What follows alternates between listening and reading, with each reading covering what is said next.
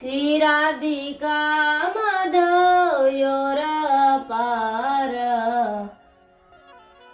माधुर्य लीला गुण रूप नाम्ना प्रदक्षिण स्वादन लोलुपस्य वन्दे गुरु श्री चरणरविन्दम् निकुञ्जयुनोरति केले सिद्ध या लीलाभिरुक्ते अपक्षणीय तन्यति दक्षाततिलभवस्य वन्दे गुरु श्री चरणारविन्दं साक्षात् धरितेन समस्त्र शास्त्रे उक्तस्तथा भवतेव सदाभि किन्तु प्रभुर्या प्रिया एव तस्य वन्दे गुरु श्री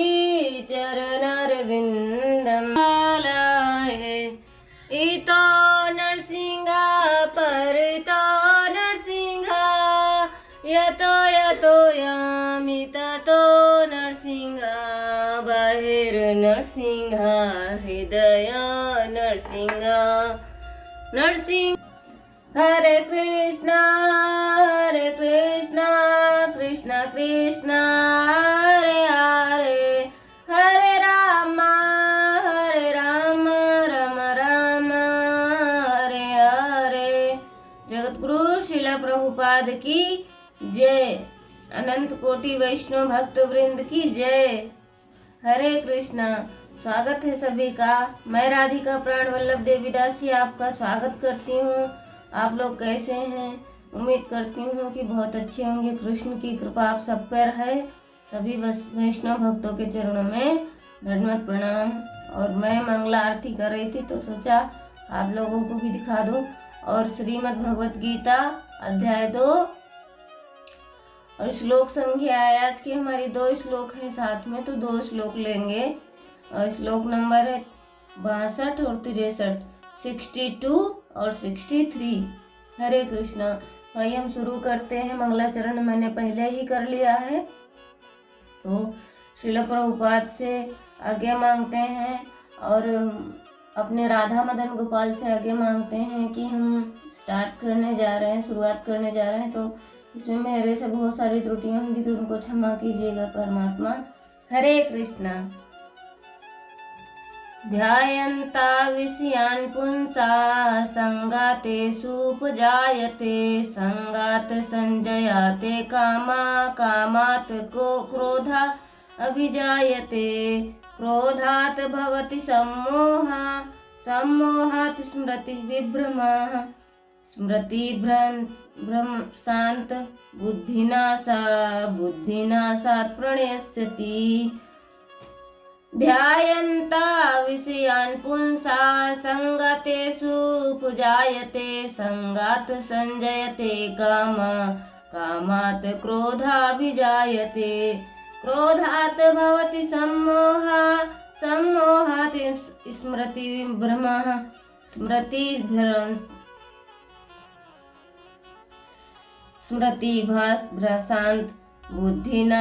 बुद्धिनाशात् प्रणश्यन्ति। ध्यायन्ता विषयान् पुंसा संगातेषु उपजायते संगात् संजयते कामात् क्रोधाभिजायते क्रोधात् भवति सम्मोहा सम्मोहात् स्मृतिविभ्रमः स्मृतिभ्रंशात् बुद्धिनाशात् प्रणश्यति। हरे कृष्णा। जगतगुरु श्रील प्रभुपाद की जय। अनंत कोटि वैष्णव भक्त वृंद की जय। गुरु महाराज की जय। श्रीमद् भगवत गीता की जय।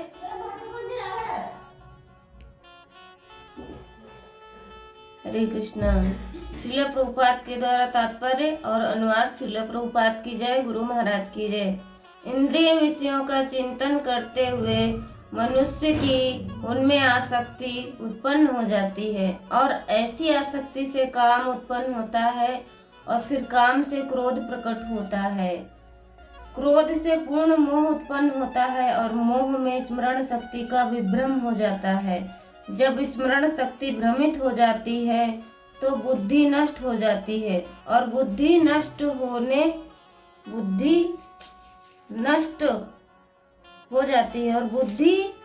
होने पर मनुष्य भवकूप में गिर जाता है। तात्पर्य श्रील प्रभुपाद के द्वारा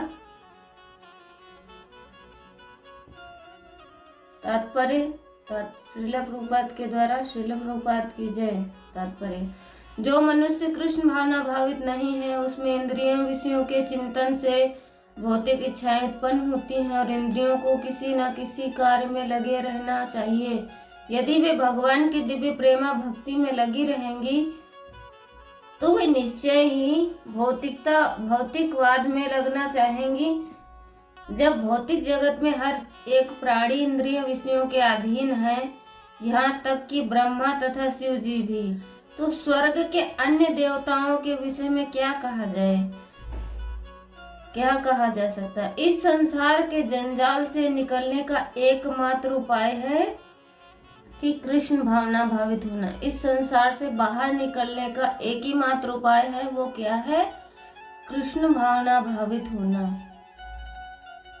इस संसार से तब हम निकल पाएंगे जब हम कृष्ण भावना भावित होंगे, अन्यथा यहीं पे हम दुखों को भोगते रहेंगे, सुख भोग करते रहेंगे, दुख सुख का यही सब करते रहेंगे। शिव ध्यान मग्न थे, किंतु जब पार्वती विषय भोग के लिए उन्हें उत्तेजित किया तो वे सहमत हो गए, जिसके फलस्वरूप कार्तिकेय का जन्म हुआ।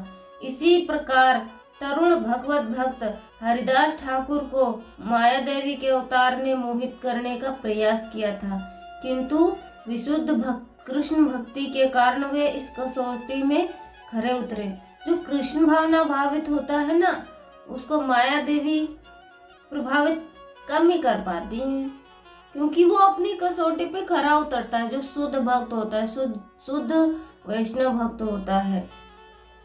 जैसे कि यमुनाचार्य के उपयुक्त श्लोक में बताया जा चुका है कि भगवान का एक निष्ठ भक्त भगवान की संगति के आध्यात्मिक सुख का आस्वादन करने के कारण समस्त भौतिक इंद्रिय सुख को त्याग देता है। जो भगवान का भक्त होता है ना, वो भगवान की संगति के आध्यात्मिक सुख का आस्वादन करने के कारण वो भौतिक इंद्रियों का जो सुख होता है उसको त्याग देता है। उसको पता होता है कि ये क्षणिक सुख है, लेकिन भगवान की सेवा जब कर रहे होते हैं ना, भगवान का नाम जाप कर रहे होते हैं, भगवान की लीलाओं को सुन रहे होते हैं, भगवान की लीलाओं को देख रहे होते हैं, भगवान के विग्रह को देख रहे होते हैं, तब हमारे अंदर से भौतिक सुख अपने आप चला जाता है, उसका त्याग हो जाता है।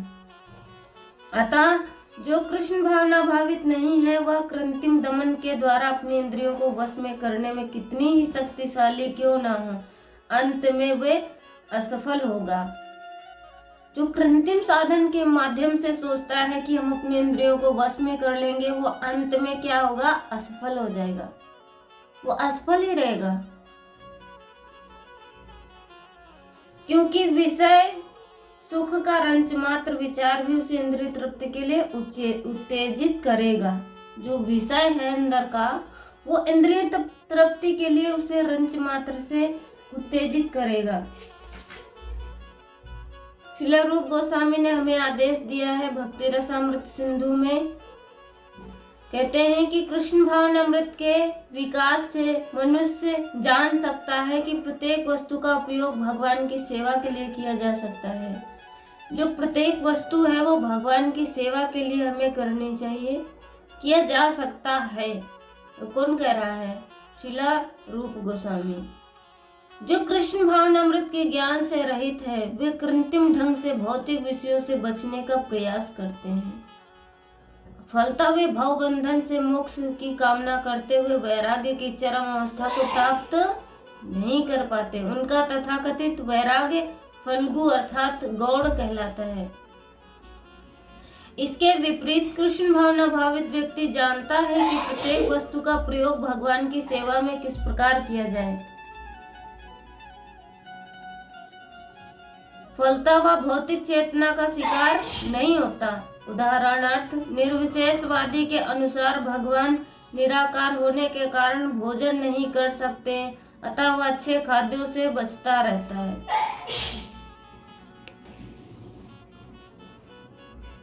वह भौतिक चेतना का शिकार नहीं होता। उदाहरण, निर्विशेषवादी के अनुसार भगवान निराकार होने के कारण भोजन नहीं कर सकते। जब वो सोचता है कि भगवान भोजन नहीं कर सकते तो अच्छे खाद्य पदार्थों से वो बचता रहता है कि भगवान तो भोजन करते ही नहीं है, भगवान तो खाते ही नहीं है, तो वो बचता रहता है, अपने लिए ही सब करता रहता है। किंतु भक्त जानता है कि कृष्ण परम भोक्ता है। भक्त है जो जानता है कि कृष्ण कौन है, परम भोक्ता है। अतः भक्ति पूर्वक वह उन पर जो भी भेंट चढ़ाई जाती है वे उसे खाते हैं। ये भक्त जानता है कि भगवान को जो भगवान भोक्ता है, भगवान को जो भक्ति पूर्वक चढ़ाया जाता है वो भगवान उसे ग्रहण करते हैं, खाते हैं।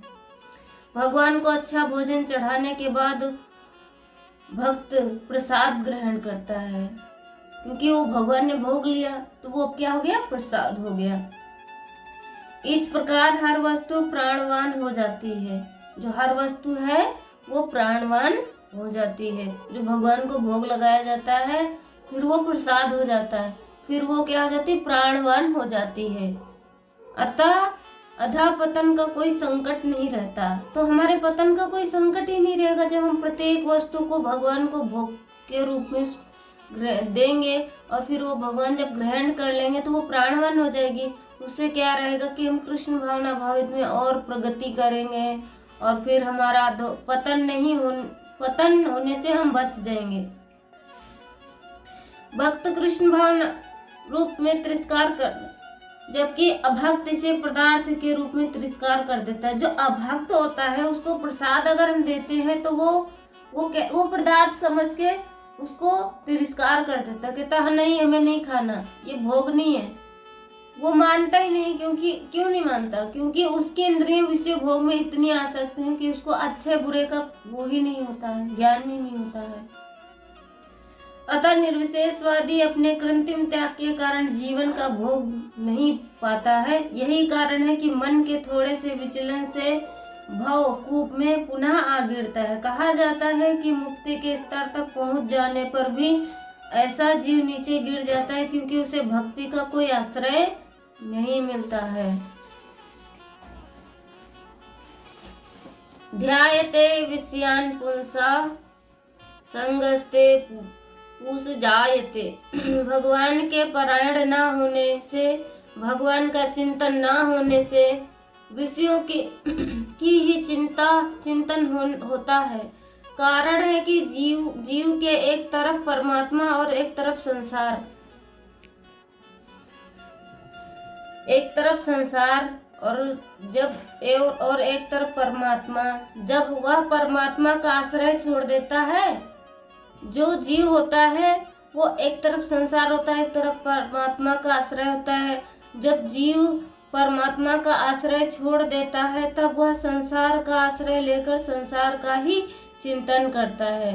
वो संसार परमात्मा का आश्रय छोड़ के संसार का आश्रय लेता है और संसार का ही चिंतन करता है, क्योंकि संसार के विषय चिंतन का कोई दूसरा विषय रहता ही नहीं। संसार का जब चिंतन करते हैं तो कोई दूसरा विषय नहीं रहता। इस तरह चिंतन करते करते मनुष्य की उन विषयों में आसक्ति, राग, प्रियता पैदा हो जाती है। आसक्ति पैदा होने से मनुष्य उन विषयों का सेवन करता है। विषयों का सेवन चाहे मानसिक हो चाहे शारीरिक हो, उसे जो सुख होता है उससे विषयों में प्रियता पैदा होती है।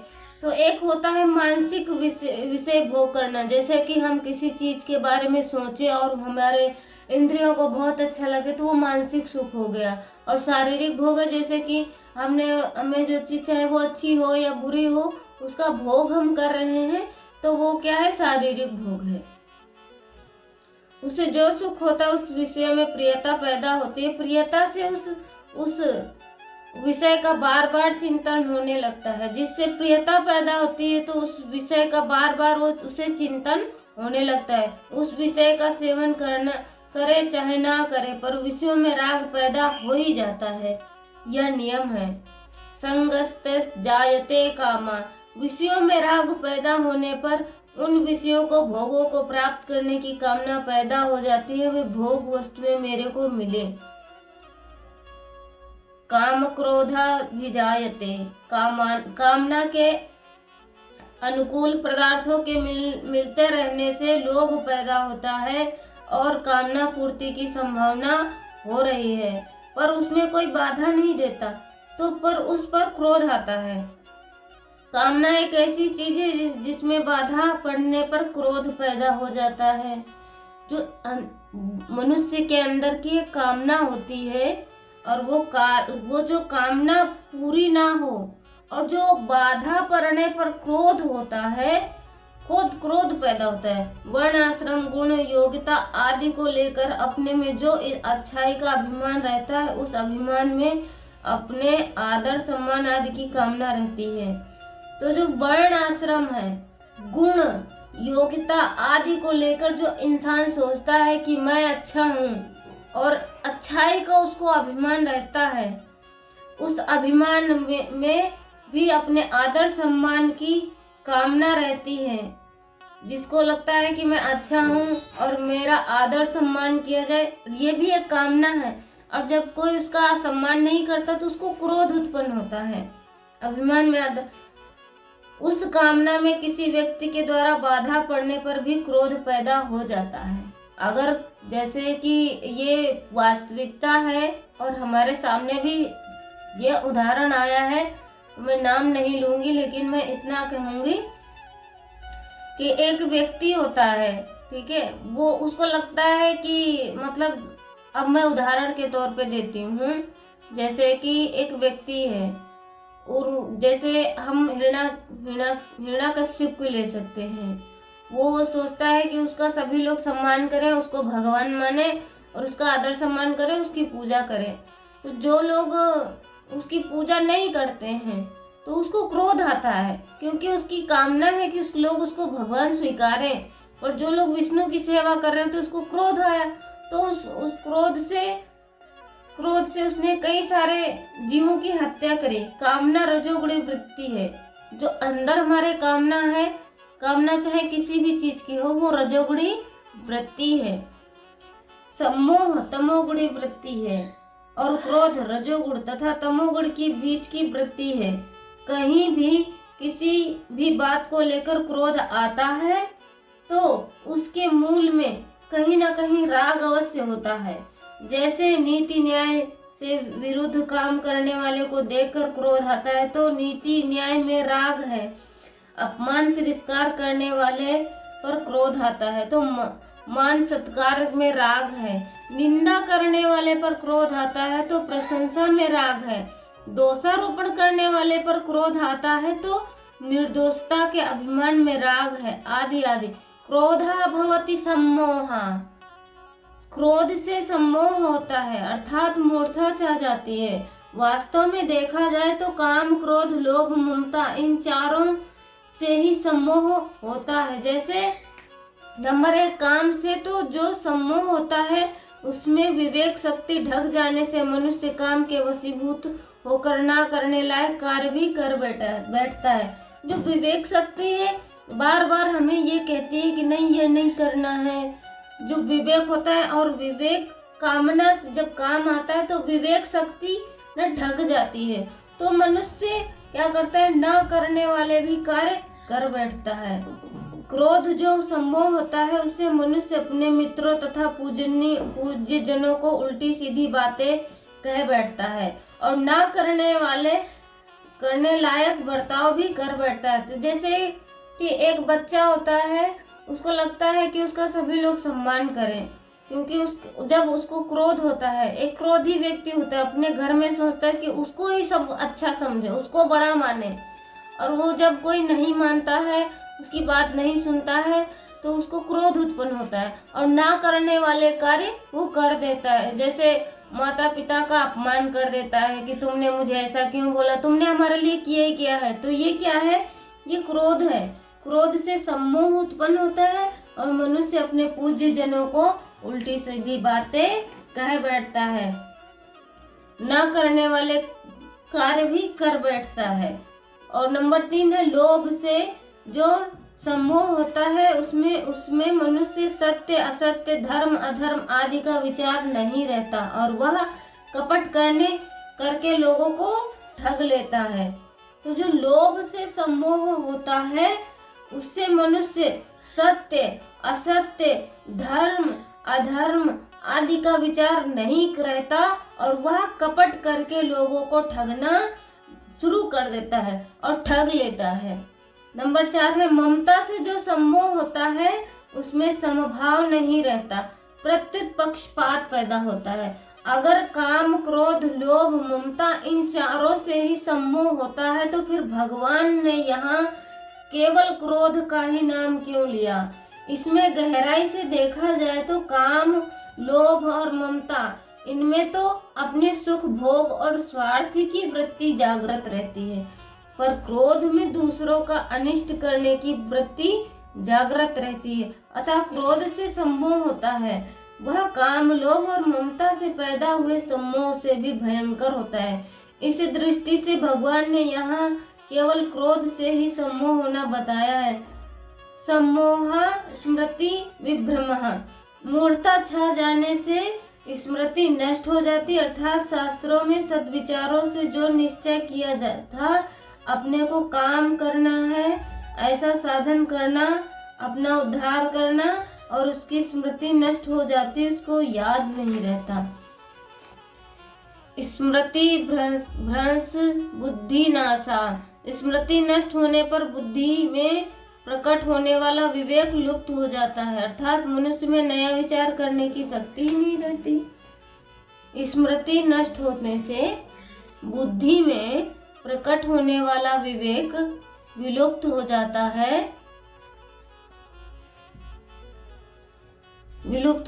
है, तो फिर विवेक विचार करने की शक्ति ही नहीं रहती।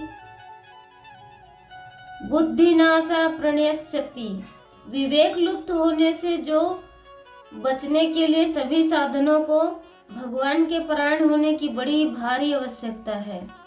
जब विवेक लुप्त हो जाएगा तो मनुष्य अपनी स्थिर बुद्धि से गिर जाता है। अतः जब इस पतन से बचने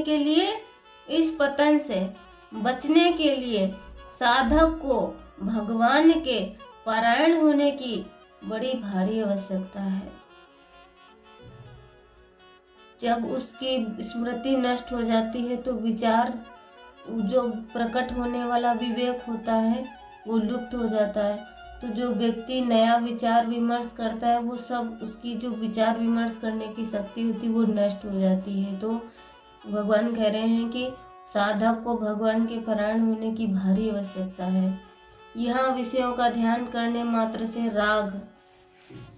विषयों का ध्यान मात्र करने से राग से काम, काम से क्रोध, क्रोध से सम्मोह, सम्मोह से स्मृति नाश, स्मृति नाश से बुद्धि नाश और बुद्धि नाश से पतन, यह जो क्रम बताया है इसका विवेचन करने में तो देरी लगती है, पर इन सभी विवृत्तियों के पैदा होने में और उसका मनुष्य का पतन होने में देरी नहीं लगती।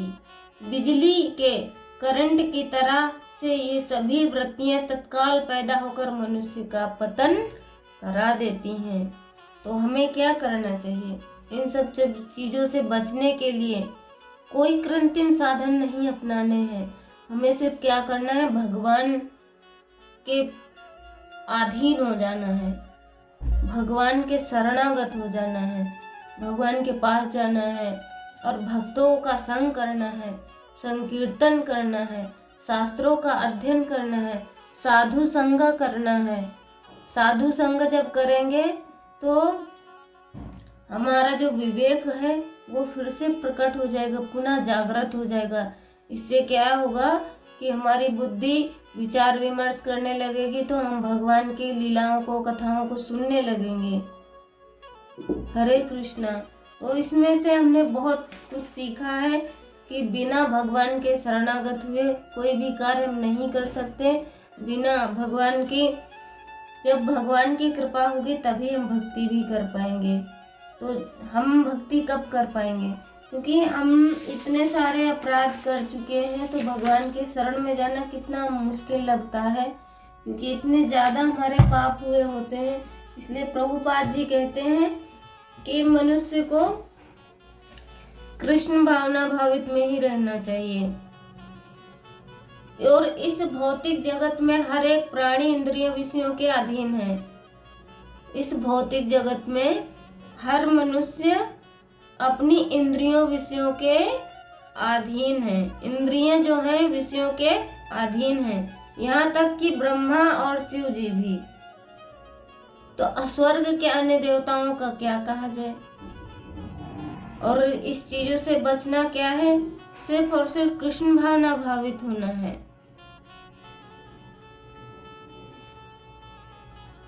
भगवान का एक निष्ठ भक्त है जो भगवान की संगति के आध्यात्मिक सुख का आस्वादन करने के कारण भौतिक इंद्रिय सुख का त्याग कर देता है। वो भौतिक इंद्रियों का जो सुख भोगता है उसको त्याग देता है।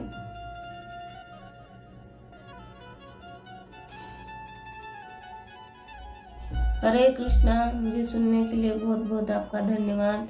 अब हम मिलेंगे आपसे श्लोक संख्या 64 में। हरे कृष्णा।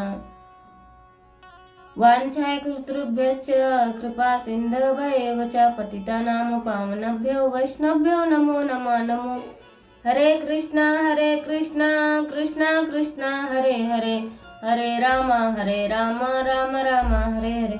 गुरु श्रील प्रभुपाद की जय, अनंत कोटि वैष्णव भक्त वृंद की जय। हरे कृष्णा। मिलते हैं अपने नेक्स्ट वीडियो में। हरे कृष्णा।